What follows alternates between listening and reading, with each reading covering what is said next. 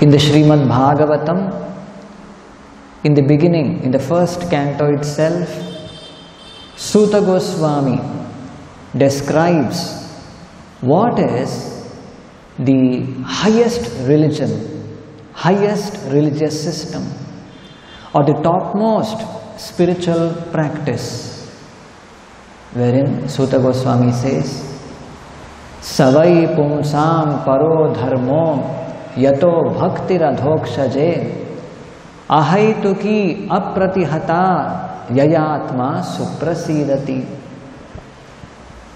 That kind of devotional service which is unmotivated and uninterrupted, selfless and ceaseless, such devotional service unto the transcendental personality of Godhead satisfies the self. So, now again, here we are hearing from Kapila Muni in his teachings to his mother Devahuti about the same devotional service. In fact, now we are hearing about pure devotional service, because in the previous verses we have heard about the mixed devotional service, wherein devotional service is mixed with or contaminated with the three modes of material nature. How a devotee, say in the mode of ignorance, devotional service in the mode of ignorance means what? There is tendency for violence, anger, envy and pride. So these tendencies, though he may be practicing devotional service, but these tendencies are there. Himsa, Damba, Matsarya, all these things. And then in the mode of passion, there is desire for material enjoyment, for name and fame, and for opulence. Vishayan abhisandhaya. His focus is towards Vishaya, or obtaining material sense objects, and then Yasha, Aishwarya. These are the desires he carries when it is tainted with passion. Then next we heard about devotional service in the mode of goodness. There, karma nirhara uddishya, in the previous verse we saw. Karma nirhara. So, a devotee performs devotional service with the intent of coming out of the inabilities of all kinds of fruitive activities or any past sinful reaction. He performed devotional service with this intent, or it may be the intent of obtaining liberation, that we'll be seeing in the next verse. Salokya, Sarashti, all those things. So, giving up all of these motivations, giving up all of these contamination, when devotional service is performed in the manner given in this verse, ahaituki and avyavahita, avyavahita or avichinna. So when it is performed in this way, what's the result of that? The result is that Mad guna shruti matrena mai sarva guhashaye manogatir avichinna. When a devotee performs pure devotional service of this category, such a devotee, his symptoms will be Mad guna shruti matrena. When he just hears the qualities of the Supreme Lord, what will happen? Manogatir avichinna. Immediately his mind will be drawn towards the Supreme Lord. He becomes overwhelmed. All his mental activities will be just focused towards hearing more about the qualities of the Supreme Lord. So this is the characteristic of pure devotional service. And the example given is Yata Gangam Basom Budhau. The Ganges water, it continuously flows towards the ocean. There may be some rocks, some boulders, some trees somewhere in between. Still, it goes left and right somehow. It just somehow goes and catches up the sea or the ocean. So likewise, a devotee. So this is the lakshana or the characteristic. Lakshanam bhakti yogasya nirgunasya hi udahritam ahaituki avyavahita ya bhakti purushottame. So now let us try to understand more about these two keywords, ahaituki and avyavahita. So what is this ahaituki? Prabhupada says, it is causeless. Ahaituki means without reason, without any cause or for any benefit, either material or spiritual. So what is this? Okay, at least no material cause we can understand, because in the previous verses we saw the material causes of, like say, especially passion and goodness. Shri Krishna Balarama ki. There is desire for name and fame, the intent of obtaining some material enjoyment. All of these reasons are there. So giving up all of these reasons, all of these causes which are said to be material, not just this, even spiritual also. That we'll be seeing in the next verse, how a devotee, even he rejects the kinds of, like say, sarshti, salokya, samipya, all, even such liberation also a devotee rejects. He doesn't perform devotional service for obtaining even these spiritual benefits. So this is causeless. Prabhupada says, this is the first symptom of unalloyed devotion. So what is the first symptom of unalloyed devotion? It is ahaituki, or causeless. Anyavilashita shunyam. He has no desire to fulfill by rendering devotional service. He has no desire, but he has one intent. What is that? Service to Krishna and satisfaction of Krishna. This is the only thing what a devotee has in his mind. Service to Krishna and satisfaction of Krishna. That we have heard in the stories of Bhagavatam, how the Brahmana Patnis, when they heard that Krishna and Balaram, they are hungry, they just wanted to go and offer all the varieties of foodstuff they had prepared for them to eat. They want to serve Krishna by offering all of the foodstuffs what they had prepared. Though their husbands, their children, their brothers, they forbade them, nothing could stop them. They just wanted to serve Krishna and Balaram by offering all of their foodstuffs to them. They were hungry.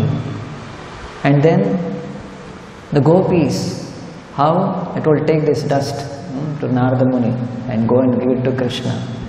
Let Krishna's headache be relieved. Let him be peaceful. Let him be satisfied. You may go to hell, no problem. Let Krishna be satisfied. So these are the only intent what is there in the heart of the devotee. Service to Krishna and satisfaction of Krishna, exemplified by all of these great devotees. So this is summarized by Chaitanya Mahaprabhu in this verse of Shikshashtaka. Na dhanam, na janam, na sundarim, kavitam va jagadisha kamaye, Mama janmani janmani ishvare bhavatad bhaktirahayituki tvayi. My dear Lord, I do not desire anything material like wealth or any other things for material enjoyment.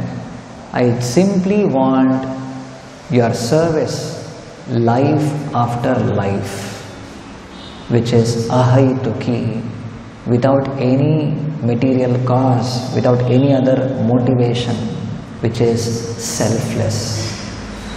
So this is ahayituki. And then avyavahita. So here avyavahita and avichinna, almost synonymously it is being used, but this word avyavahita has got two meanings. Let us see the first one. Avyavahita means without cessation. Cessation means something cut, whatever, without cessation, or it is continuous. It is without interruptions, or it is another term generally it is used as like seamless. Just like seamless, we use it in the case of a fabric or a cloth. All the thread which are woven are nicely made into a nice fabric. If there is some cut in one of the thread in that fabric, so there is some gap in between, so there is some whatever gap, there is some space, so that's not continuous, that's not without cessation. So devotional service is seamless, without any gap, continuous, avyavahita, avichinna. Srila Prabhupada says in the purport, a pure devotee must engage in the service of the Lord 24 hours a day without cessation. 24 hours a day a devotee is engaged in devotional service. Even his whatever so-called material activities of eating, bathing, cleansing, resting, all of these things he performs as a service to the Lord. And then Prabhupada continues to say, his life is so molded that every minute and every second he engages in some sort of devotional service. Every minute, every second of a devotee doesn't go waste. He engages that in the service of the Lord. In fact, this is one of the primary characteristic of devotional service. Avyartha kalatvam. A devotee never wastes a single moment. He sees to it that every moment is engaged in the service of the Lord. Just like the examples given in the Bhagavatam of Maharaja Ambarisha, in varieties of ways, all of us hearing, touching, smelling, walking, doing, everything somehow or the other related with the Supreme Lord. We see the personal example of Prabhupada himself, how he is going on a morning walk, he is conversing, preaching to devotees. Somewhere he sits in a room, there he is speaking to devotees, giving some Krishna Katha, and he is taking his whatever daily body massage, some lessons he teaches there to devotees. Every second, every moment is engaged in devotional service. And then another meaning of this avyavahita is uninterrupted, uninterrupted by any material condition. This is also very important. Pure devotional service is uninterrupted in any material condition. There are so many material conditions which may place obstacles in the path of rendering devotional service for a devotee. But a devotee is unwavering. We see that in the case of Prahlada Maharaja, how so many reasons he could have given. I'm a small boy, still 5-year-old, interested in playing. Usually we leave them. No, but still he was so strict and so serious. And then he was born in a demoniac family. A person may give argument, at least if at all they are born in some devotee's family, they could have practiced. He is born in a demoniac family. But still, that was not a reason for him to go away from devotional service.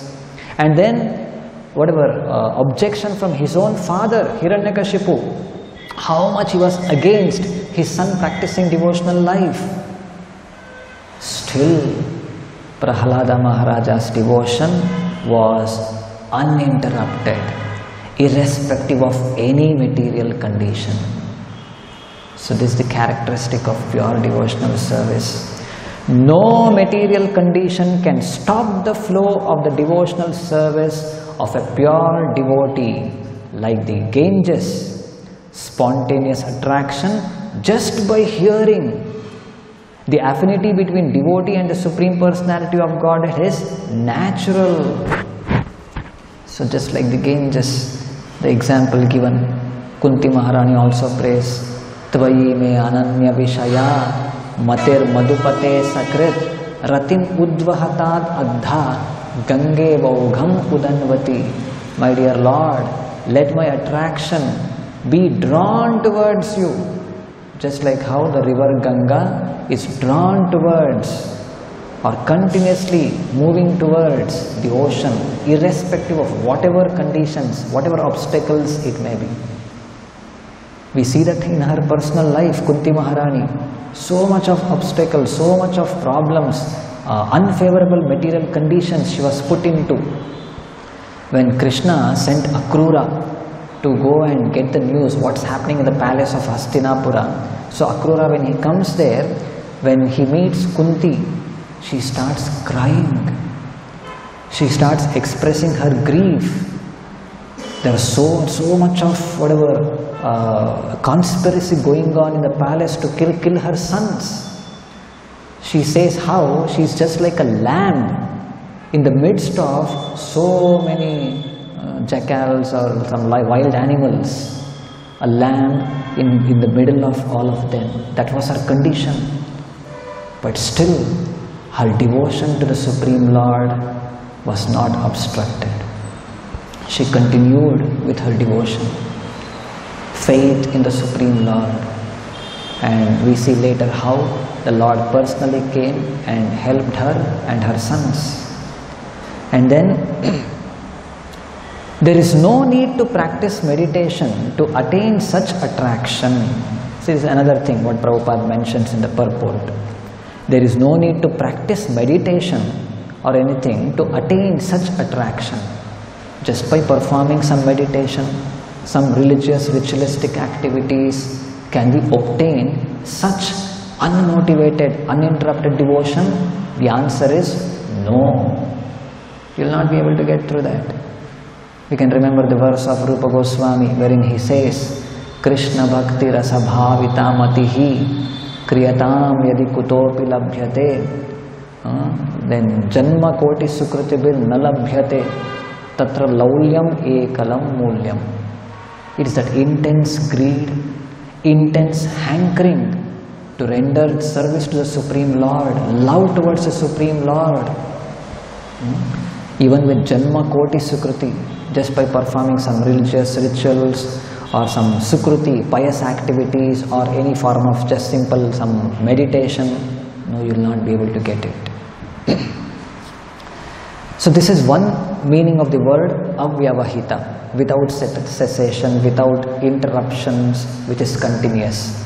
Another meaning of the word avyavahita is that, Prabhupada mentions, that the interest of the devotee and the interest of the Supreme Lord are on the same level.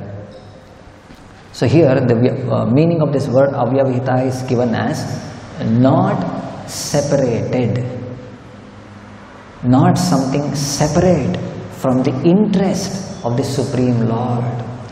A devotee's interest is not something separate from the interest of the Supreme Lord.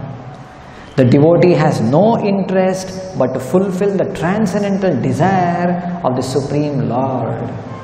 The Lord's intent, the Lord's desire, the Lord's mission, the Lord's wish becomes the wish, becomes the ambition, becomes the will, everything of a devotee. He doesn't have any other separate goal of life, separate ambition to fulfill, separate mission to work for. No. The Lord's mission is a devotee's mission. The Lord's desires are devotee's desires. The Lord's will is the devotee's will. So this is another meaning of avyavahita.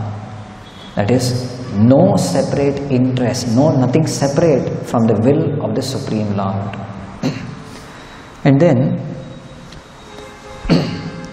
okay, this ahaituki and avyavahita, uninterrupted and unmotivated devotional service should be performed towards whom? That we should be very careful. So here in this verse it is mentioned, it is to be performed towards Purushottame. Lakshanam bhakti yogasya nirgunasya hi udahritam ahaituki avyavahita ya bhaktihi Purushottame. Towards the Supreme Lord. So this devotion is meant for Purushottama, the Supreme Personality of Godhead, and not for anyone else. Prabhupada writes, sometimes pseudo-devotees show devotion to many demigods, thinking the forms of the demigods to be the same as the Supreme Personality of Godhead's form. So this is another thing. There are many so-called devotees who think you worship the Supreme Lord or any other Devata, everything is one. But no, pure devotional service is to be performed towards the Supreme Personality of Godhead alone. Bhakti, devotional service, is meant only for the Supreme Personality of Godhead, Narayana, Vishnu or Krishna, not for anyone else. So this is bhakti or pure devotion. And then finally, the devotion which is performed is nirgunasya or unadulterated. Because this adulteration in the previous 3 verses we saw the adulteration of the modes of ignorance, passion and goodness. Pure devotion is unadulterated.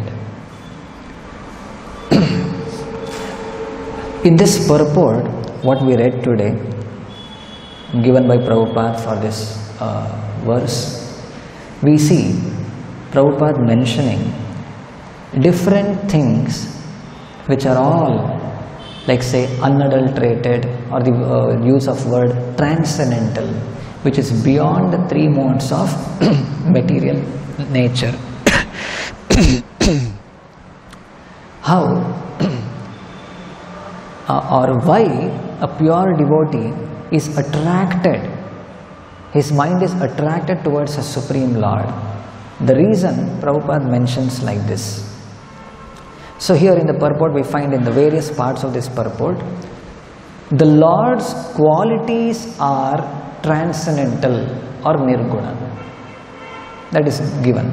The Lord's qualities are transcendental, and then His name, form and pastimes are transcendental. Nama, Rupa, Leela, name, form, pastimes, all of these things are transcendental. And then His desire is transcendental. The Lord, He has got a desire, and the desires, all of the Lord's desires are transcendental. And then spontaneous service to the Lord is also transcendental. The spontaneous service rendered by devotees, that is also transcendental. Not just that, the pure devotees are also transcendental. So, the Supreme Personality of Godhead is completely transcendental. So, He is attractive to the pure devotees. The Supreme Lord is completely transcendental, beyond the three modes of material nature, nirguna, unadulterated. He is on the transcendental platform. Therefore, He is very attractive to the pure devotees. That his mind is naturally drawn towards the Lord just by hearing about Him. Little, some few qualities, something they hear about the Supreme Lord, their minds are drawn towards the Supreme Lord.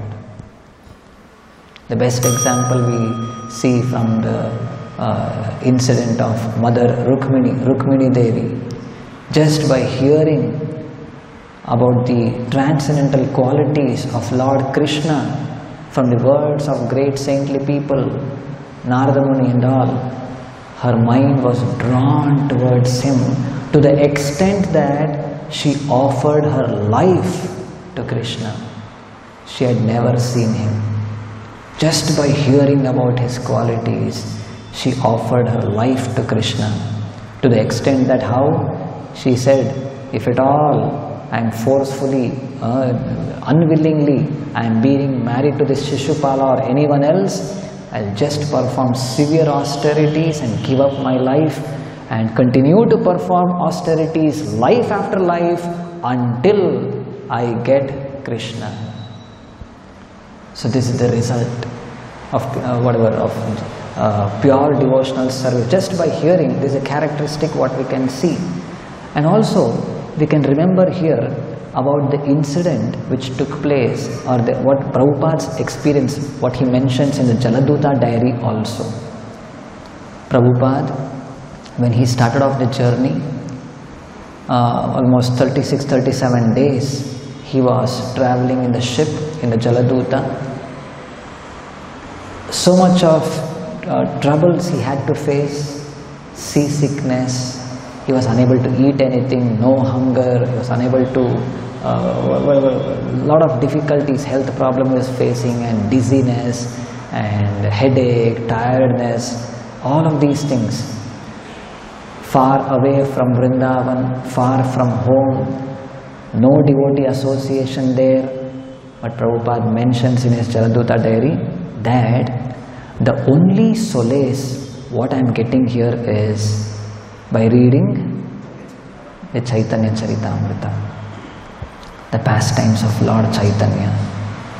So in that awkward condition, Prabhupada is whatever, physically was so weak and a lot of troubles and problems he was facing.